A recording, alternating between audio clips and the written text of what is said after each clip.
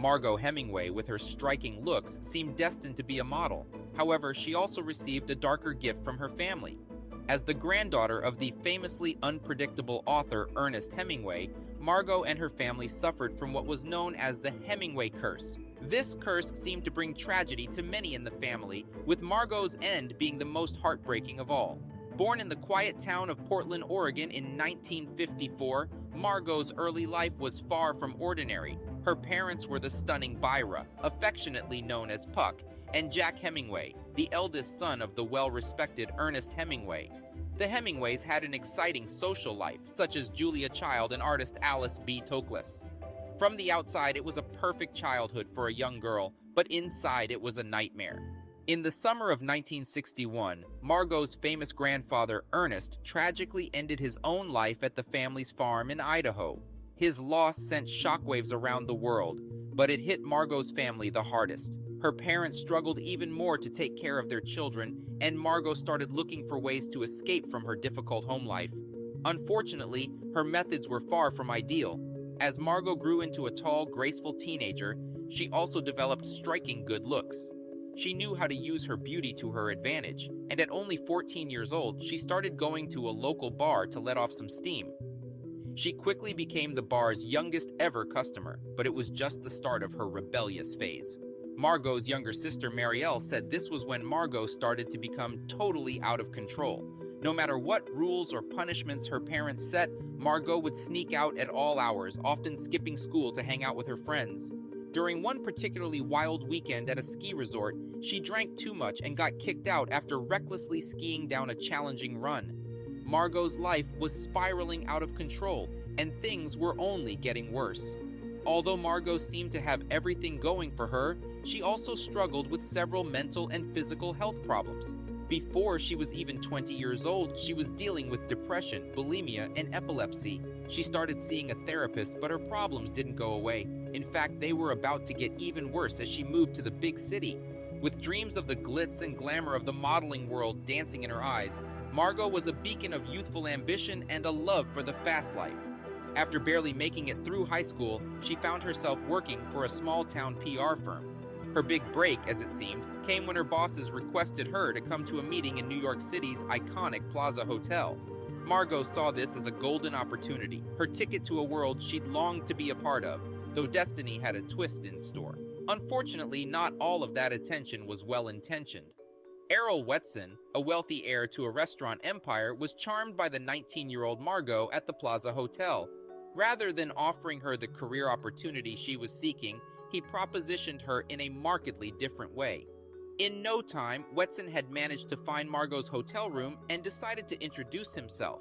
Armed with a bottle of champagne and a single rosé, he made his way to her room, but still too young and naive to have any kind of guard up. Within days, she was head over heels in love and making some very naive decisions. The chance encounter between Whetson and Hemingway quickly spiraled into a passionate affair. In just 4 months, Margaux found herself sharing a Manhattan apartment with him. But this move wasn't solely motivated by love. Margaux was well aware that Whetson could be the key to unlocking her modeling dreams. Whetson, being older and significantly wealthier, held considerable sway over her. Their relationship took on a disturbing dynamic as Whetson assumed the role of her manager. Aside from taking her to high-profile parties and introducing her to industry moguls, Whetson began to dictate her wardrobe and even criticized her body, pointing out what he considered flaws. Strangely enough, his harsh methods seemed to work. By the mid-1970s, Hemingway's career skyrocketed when she signed a record-breaking million-dollar contract with Fabergé for their Babe perfume. She was on every magazine cover from Time to Vogue and was hailed as New York's new supermodel. However, fame didn't bring her the joy she anticipated. Instead, it led to turmoil, resentment, and an onslaught of personal issues. She became a regular at Studio 54 and developed friendships with big names like fashion designer Halston and actresses Liza Minnelli and Bianca Jagger. This extravagant lifestyle fueled Hemingway's penchant for living on the edge as she began experimenting with more potent substances, setting the stage for disaster. In a constant state of hangovers and haze, Hemingway made the impulsive decision to marry Whetson in 1975. However, their relationship only soured further. Hemingway once remarked, He never seemed to be able to hold a job other than advising me on important issues such as my wardrobe. By 1978, after a tumultuous 3 years, the couple divorced. Despite her personal life being in disarray, Hemingway's career soared to new heights. With her fame reaching new heights, Margaux set her sights on the silver screen. She secured her first major acting role in Lamont Johnson's thriller, Lipstick, alongside seasoned actress Anne Bancroft. Margaux was cast as a model seeking revenge for an assault. It seemed like a perfect stepping stone to a successful acting career until Margaux unintentionally sabotaged herself. While discussing the casting for Lipstick, Margaux suggested her younger sister, Marielle, should play her on-screen sibling in the movie. It seemed like a good idea, but it backfired spectacularly. Upon the film's release, critics didn't hold back their criticism of Margaux's performance, instead showering praise on 14-year-old Marielle, hailing her as a true talent. The relationship between the Hemingway sisters was always strained. The 7-year age gap and Margaux's party-filled lifestyle meant the siblings were never close.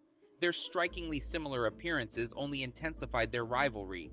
Marielle once confessed that she found Margaux's behavior embarrassing and felt insulted when mistaken for her elder sister. As Marielle's career soared, Margaux's response was steeped in self-destructive behavior. Overwhelmed by the realization of her younger sister stealing the limelight, Margaux increasingly turned to substance use, further straining their relationship. What began as childish rivalry matured into a full-blown feud, with the Hemingway sisters becoming rivals in the ruthless world of Hollywood. Fast forward to 1994 when Margaux took a trip to India hoping it would help her find peace and meaning in her life. Unfortunately, the trip ended in disaster. Margaux had a seizure while in India, and due to a misunderstanding or possibly a more serious incident, she ended up in jail. Her family had to bail her out and get her back to the United States for medical treatment. However, by 1996, Margaux seemed to be doing better. She had a job lined up as the host of a Discovery Channel show, Wild Guide, and had just moved into a small apartment in Santa Monica, California. However, her new neighbors began noticing troubling signs. She looked distressed and seemed to be struggling. An old friend of Margaux's, Judy Stable, noticed these changes too and started to worry. One day, Judy couldn't get in touch with Margaux. Worried, she decided to visit Margaux's apartment. When she arrived, she found a horrific scene. Margaux was in her bed, motionless. She had passed away. At first, Margaux's friends thought she might have had a seizure, but after the autopsy and toxicology reports came in, it seemed that Margaux might have overdosed on medication, leading to the belief that she might have taken her own life. This news was devastating to her family.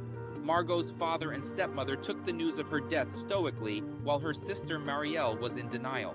But the Hemingway family had a dark secret. Margaux had previously accused her father of abuse, leading to a break in the family. Years later, Marielle confirmed that their father had indeed abused Margaux and their sister, Muffet.